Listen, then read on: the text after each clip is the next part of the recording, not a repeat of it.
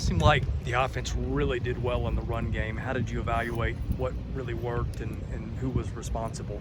Yeah, today was a big situational day. You guys saw we were in the goal line, we were in the red zone, we played something called war games. So there were a lot of different situations that came up, and a lot of those were short yardage situations. We got to line up and run the football. And I thought our backs as a whole all had really good runs. Of course, it starts up front. It was really, until we watched the tape, it felt like we were very efficient running the football. And naturally, when you can run it, it opens some things up in the passing game to allow us to get the ball in space. And some of our receivers made some plays as well because of our run game.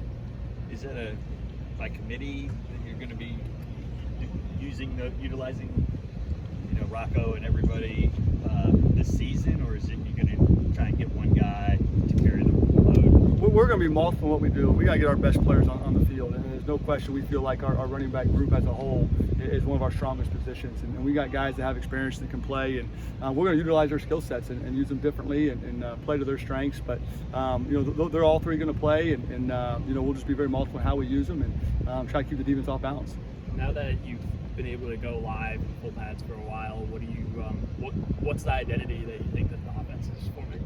Yeah, honestly, we want to be able to run the ball when we need to run it, and we truly believe that if you can run the football, you're going to be able to throw the football. And for us, whether it's true handoffs or some RPO game, that's all considered run game for us. We talk all the time. We got to take the space they're giving us. So oftentimes we're lining up and we're handing the ball off. Other times we're getting the ball in the perimeter, even though it's a run call, so on and so forth. And we truly got to be an offense that takes what they give us and make the routine play. The great offense I've been around can make the routine play, and over time that causes stress on the defense and creates those explosive plays that you need to be successful as an offense. How do you evaluate Ray Davis to this point in camp? Yeah, it's great to have Ray back. He's having a really, really good camp, and of course, had success. We got hurt last year, and we kind of knew going in how talented he was, and had a couple injuries. He's back full go and running the ball as good as he ever has, and doing things out of the backfield from a pass catching standpoint. He's a complete back, and he's a great pass protector too. So it's just nice to have a guy like that can really do it all, and you can use him in creative ways. How confident are you O-line this year versus maybe last year? Definitely more confident, and I think it comes just playing together, right? And we got a lot of good returners, and we got depth, and that's something that's huge. That when we line up those first five and then rotate 6 to 7 guys, and those guys have been playing next to each other for really 18 months now, and I think up front that goes a long way. And competition brings out the best in all of us. So when you have multiple guys that can play not just 5, those guys got to line up and play every day in practice. And I really think the group's elevating, and the competition is making everybody better, which as well as making our offense better. How close do you think you are to finding, the first 5 there, as well as maybe like the 8 or however many that you end up playing in the actual game? Yeah, we're getting there. There's no question. This is really our 3rd time going live. Of course, we went live last week a little bit, and then was hoping to have a big scrimmage, as you guys know, and got cut short. So we went live today just to get some tackle reps in, and so it'll be good to go back and watch the tape. And like you said, it felt good out there today. But as a coach, you watch the tape. It's never as good as you think, and never as bad as you think, and so we'll go evaluate it. But there's definitely guys standing out, and once you get to practice 9, 10, 11, there's a consistency standpoint that you're starting to see among certain people that ultimately what we're looking for in an offensive line.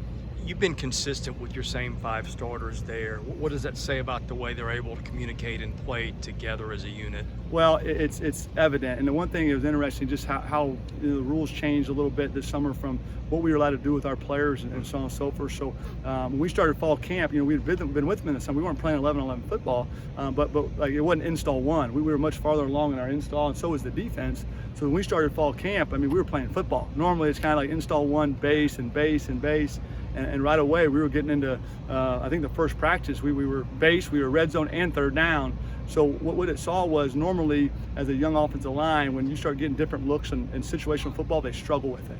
And we kind of hit the ground running with how we were IDing things to be on the same page. And it was like, as a coach, like, this is pretty good for day one. And it goes back to the continuity and playing together for so long. Yeah.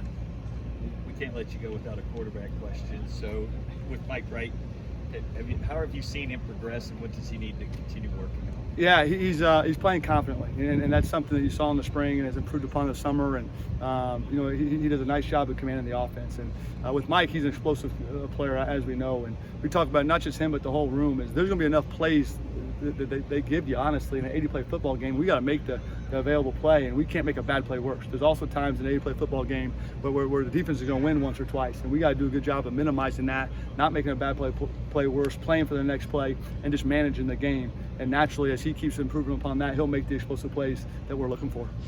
Maybe this is hard for you to answer until you see film, but there was some issues, snaps and handoffs today. Were those bad snaps? What were we looking at? Yeah, there? you know, honestly, I got to watch the tape. You know, we were kind of going that black and gold. So I'm on one sideline and half the staff, and two of them I didn't actually see. I saw the ball on the ground.